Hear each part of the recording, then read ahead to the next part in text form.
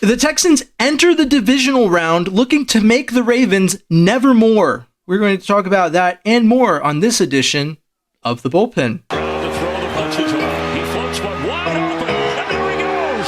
Touchdown for a Texan touchdown.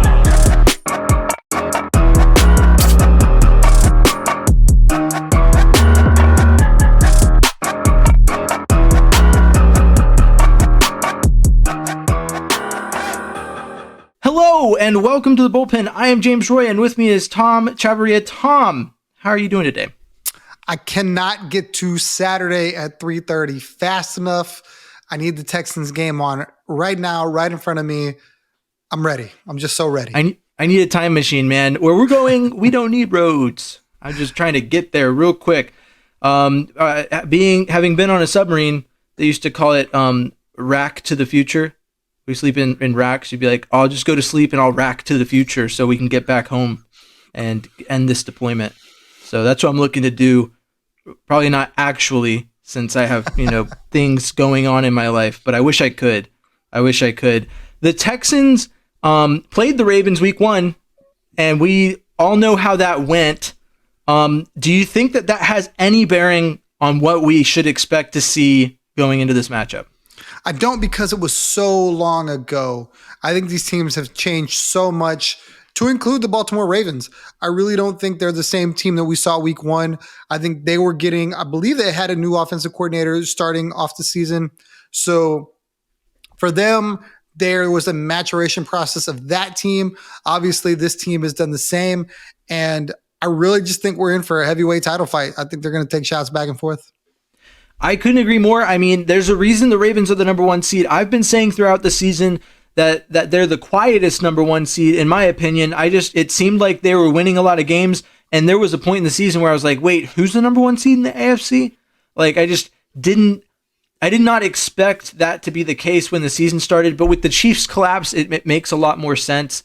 The Dolphins were frauds, it turns out, so that kind of all that together, I think, created the perfect storm for Lamar Jackson and the Ravens to take the number 1 seed. Do you think that the rest that they've had will be more counterproductive, or do you think it's to their benefit that they haven't played their starters in like 3 weeks? If baseball has taught us anything, the team that's been playing, that's got a little juice, that's been going, the wildcard team one of them always seems to emerge because they're just getting hot at the right time, and they're building on game after game after game, where, the divisional team that just won their division and coasted, they kind of have to ramp back up. So I feel like at least early on in that game, it's going to take some time for Baltimore to kind of get their legs about them. And that is where I think the Texans can really do some damage and put a little pressure on them.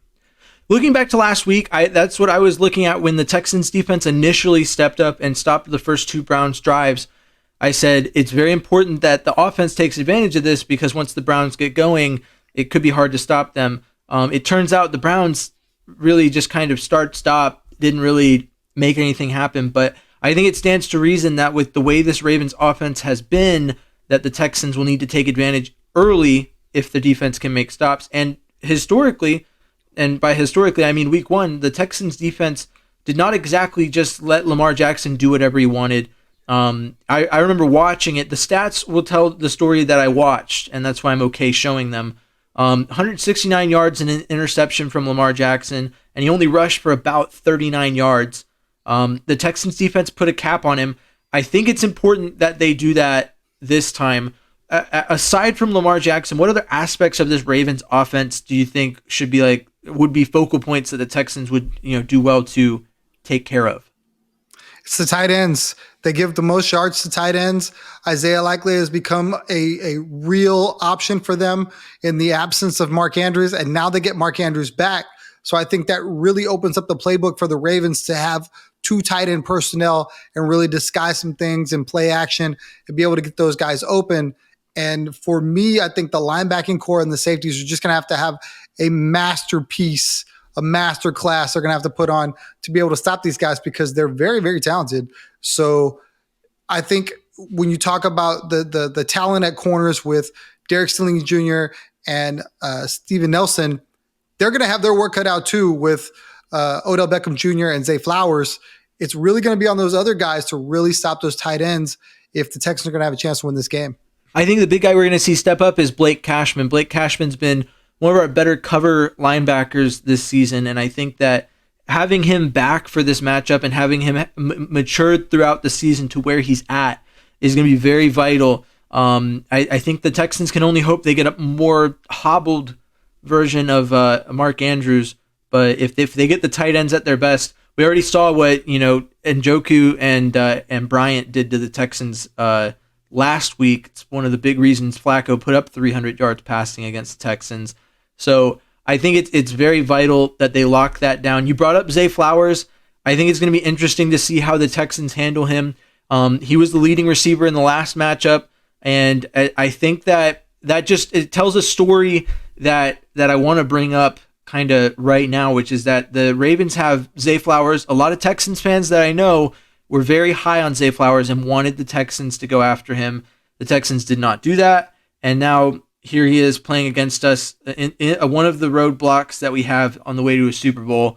Now, another player on the roster that's a more direct what if, woulda, coulda, shoulda is Kyle Hamilton.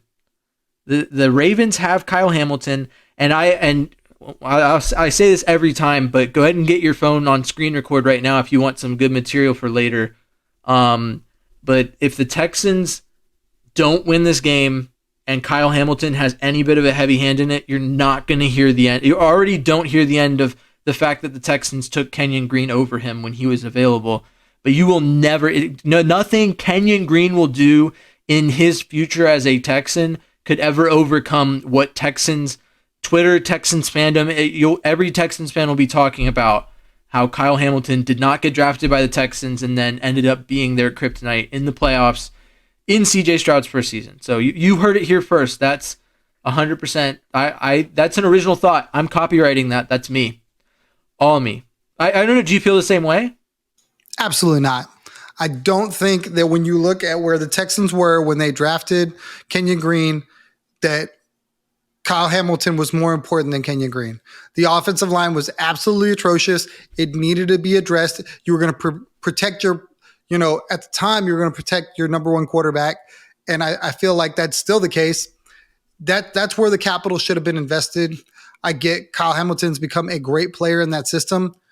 Totally phenomenal. But the counter argument I'll make is you're right. A lot of people thought Zay Flowers should have been a Texan.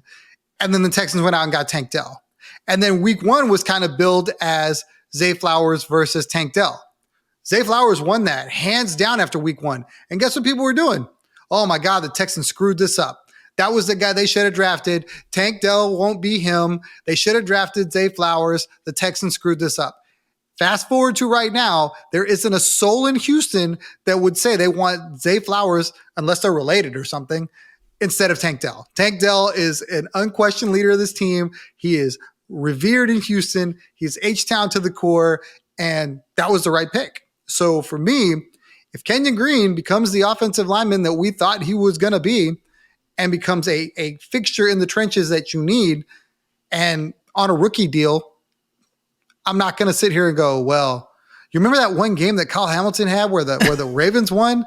Man, they sure do need him. No, I'm not going to do that. The other part of it too is that I think it's a big contributor to that discussion is the fact that a lot of Texans fans look at what Jalen Petrie did in his first season, and that was like enough to make people think, well, we didn't need Kyle Hamilton, we got Jalen Petrie. But with Jalen Petrie's, quote unquote fall off, where it's been a slightly less impressive season, a lot of fans are like, well, maybe we needed Kyle Hamilton.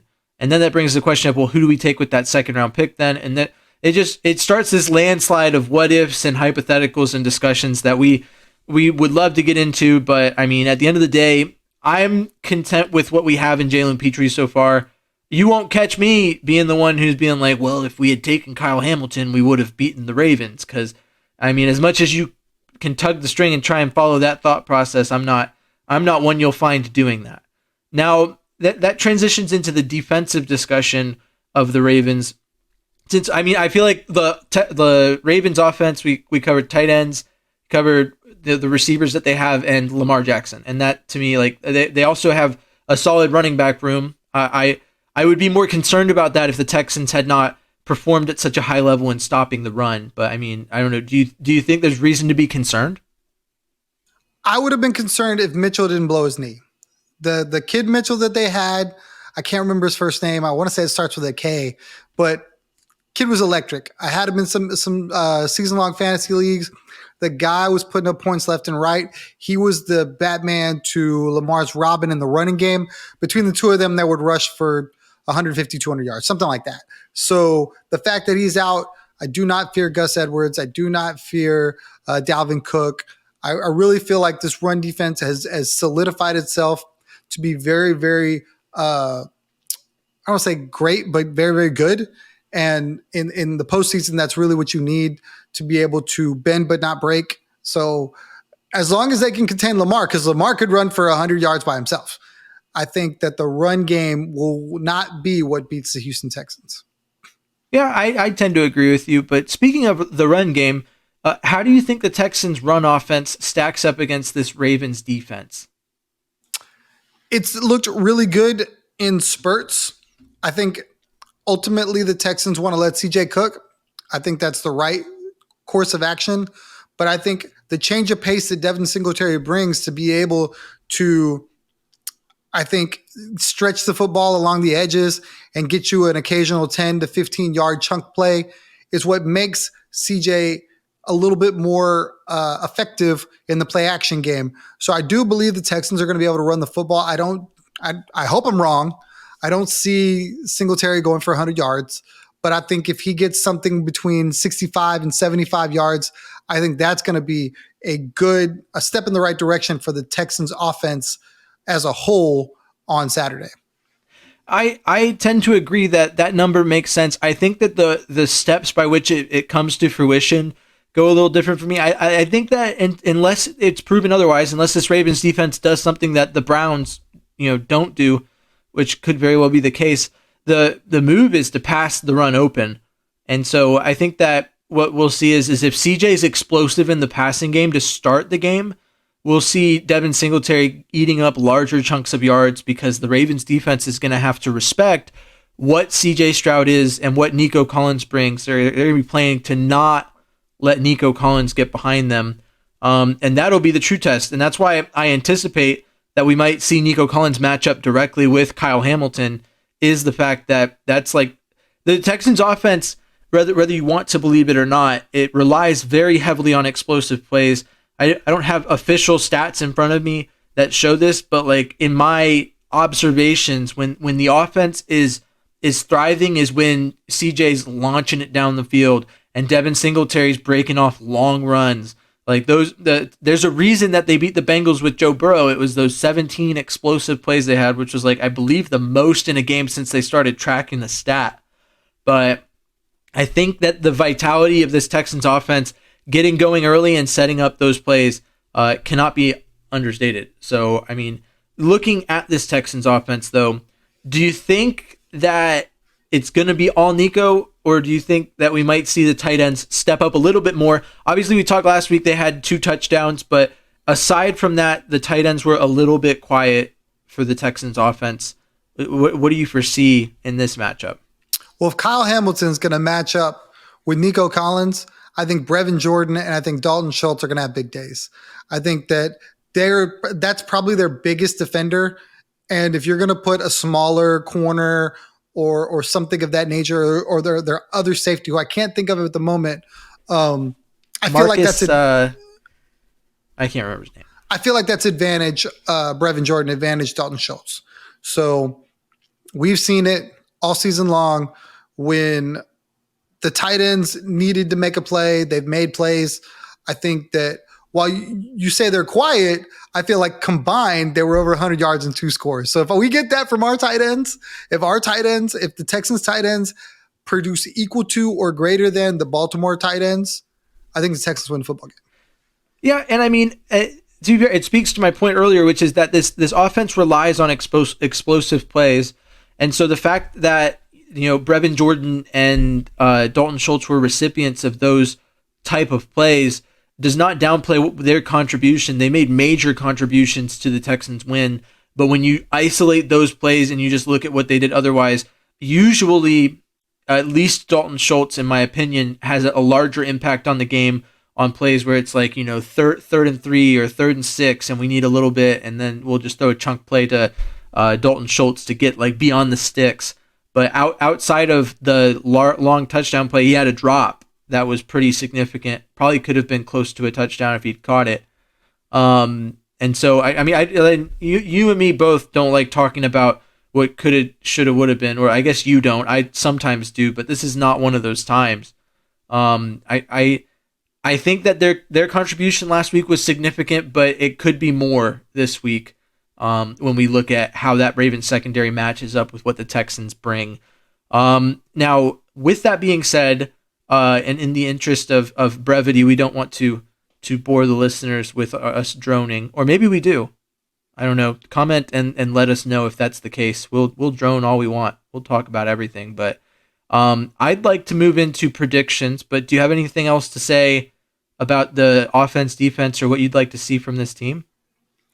The evolution of John Mechie. That's going to be big. I think Noah Brown being out, you're going to ask for John Mechie to be more a part of this offense. If it's not going to be the tight ends, if it's not going to be Nico Collins, I think it has to be John Mechie. I think Robert Woods is still a little nicked up. We just haven't seen enough Xavier Hutchinson to know or to pencil him in as a contributor.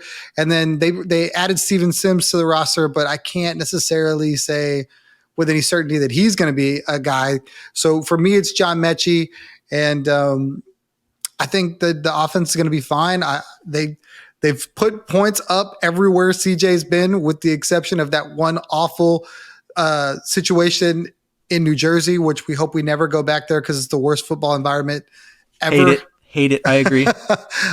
Physically, mentally, spiritually, it's the worst place to play football, apparently. So everywhere else, this team has been very, very good offensively. So I expect that to continue in Baltimore. And I'm just excited for this game. I agree with you that Metch stepping up last week, he bobbled that catch, but he made it. And him and Hutchinson both had at least 2 receptions. We talked about that earlier in the week. I think that their contribution becomes that much more important with Noah Brown out. And yeah, I mean, I'm excited to see what this team can do. On that note, I think we usually lead with you, so I'd like to know from you, how are you feeling about this game? Where's your prediction at? This game is such a tough game for me because Vegas has it at a 9.5 point spread. And that's just wild to me. Like, can we talk about that? Because that is literally half a point less than what they put between Buffalo and the Steelers as a 2nd and 7th seed. There is a lot more space between a 2nd seed and a 7th seed than there is between the 1st and the 4th seed. And especially when you think about the Texans being able to beat Pittsburgh. I just feel like this is a better team. So I feel like this gap should not be this wide. I don't know what Vegas is doing. I don't know if they're leaning on the score of the first game as a barometer, but I think that's a mistake. If Texas had gambling, I would absolutely run to wherever I could, so whatever sports book would let me, and I would bet on the Texans to cover that 9.5 points.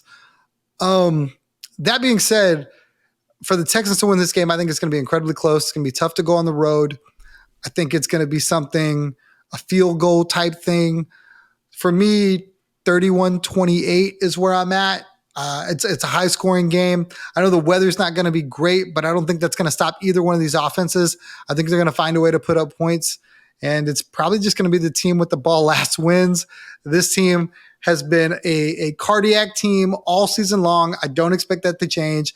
I absolutely think everybody's going to be on the edge of the seats at the end of the game, watching the final drive in some form or fashion, whether it's the Texans needing to stop, the Texans needing to score, one of those things. And I hope the Texans come out on top. I have to agree with you that it's going to be a close game, and also that I want the Texans to come out on top, but who would have guessed that? But I do think it's going to be a close game. I'm a little lower scoring than you. I'm going to go with like the traditional or more, I don't think it's a field goal part, but I think it's close to that. So I'll go 24-20 in favor of the Texans. Cause I think that in the end of the day, and you always hate when I make my storybook prediction because it always sounds like it's going to be the the least desirable outcome for anyone with any heart condition or anything like that. But this is going to come down to a similar situation to the Texans Buccaneers game, where it's going to have to be CJ. It's going to be 50 seconds on the clock, and CJ's down 20-17, and it's like, okay, what do you got for me? What's going on? And obviously in that situation, most teams would push for the field goal. And I wouldn't have blamed the Texans for doing that, but Bobby draws it up. The Texans get the ball, 50 seconds on their own 25. First play is a little pop play to Nico Collins, goes for 30 yards. So now the Texans are in Raven territory, 5 yards from reasonable field goal range. Granted, with as cold as it is, you'd want to be a lot closer. You also probably don't want to kick a field goal with as cold as it is, but Kaimi Fairbairn begs to differ. He doesn't care what the weather's like. He is clutch and automatic. But from there, the Texans just kind of, a little shovel to Brevin Jordan. They're just moving. It's in little bits and chunks, getting it out of bounds. They have their two of their 3 timeouts, so they're using those. And they get down to it, 15 yards out, and CJ rolls right. And who else is in the end zone but John Mechie, with redemption on the line, having dropped his previous attempt at a touchdown pass. We see him catch the touchdown pass, hit his signature celebration. It's the perfect storybook ending for Houston. Kaimi Fairbairn hits the extra point, puts it out of reach. There's 10 seconds left. The Ravens, what are they going to do? They try one of those trick return plays, can't really get anything going. Clock runs out, Texans win. That is my storybook ending. I have never, ever, and I don't know if I ever will again, root for one of your storybook endings. I just think they're a little too much box office, too much theater. I'm absolutely here for this one, though. Let's do that. Sign me up for Metch hitting the.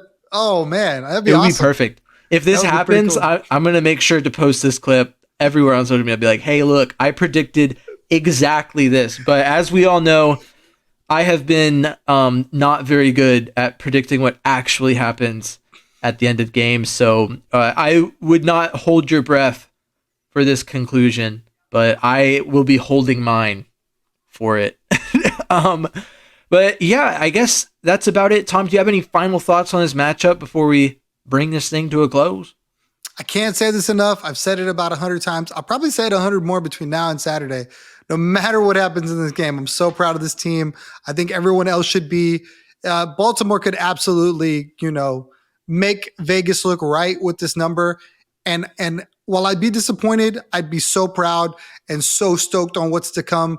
I think this team is absolutely set up to succeed for at least another 5 years and maybe more. I mean, this could be one of those iconic dynasties where you're talking about the Patriots, where you're talking about the Steelers, where you're talking about some of these teams that had quarterbacks that they found them early and they just kept winning.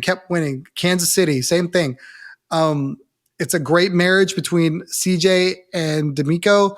Obviously, Bobby Slowick is getting a lot of attention from a lot of different places. That name, the offensive coordinator name, may change, but I love what they have in place for the long haul. And go Texans! Go Texans, indeed. My final thoughts revolve around, you started talking, and I remember you using the phrase "playing with house money" a lot throughout the season. And in his press conference today, CJ Stroud was asked point blank about, how do you feel about people that say, like, nothing to be worried about, you're playing with house money, so, like, whatever happens, happens. And I think he answered it perfectly. I mean, the team obviously shouldn't be thinking that way. They should be pushing on one game at a time to win whenever they have the opportunity to. But I love the concept of playing with house money because it's a good way to justify a losing season, which is anything short of the Super Bowl is just like a good season, but it wasn't, perfect. It didn't make it all the way through. So I don't hate that mentality from a fan perspective, because obviously be super proud of this team regardless of the result of this weekend. I think that the Texans have performed far and above beyond the expectation that was placed on them this season. But I mean, I'm so revved up and hyped up to see the Texans go deep. I believe they can go all the way. I mean, I made a prediction on Twitter. I'm going to bring it up right now so that people know about it. But I said in this offseason that the Texans would win the Super Bowl before this decade was over. So I think that looks more realistic now than it did then. But I'm hype that this team is making a real push, and I am excited to see them go the distance, do what they can do. So thanks for watching today. If you're watching this, you can listen to it on Spotify and Apple Music if you'd like to do that. And if you are listening to this, you can watch it on X, as the young and hip kids call it, or Twitter if you're a normal person. And then you can also watch it on YouTube. I am at M1 Texans fan. That's how you can find me on all of the things. YouTube, Twitter, Instagram, TikTok. Tom is at Third Coast Tom on Twitter, because that's what he calls it. He does not call it X. You would never hear him say that. It's just not who he is. If you do, call for help. Call and dial 911 and tell them that you don't know what's wrong, but something is wrong. And until next time, thanks for listening. And as always, stay classy, Houston. And vamos Texans.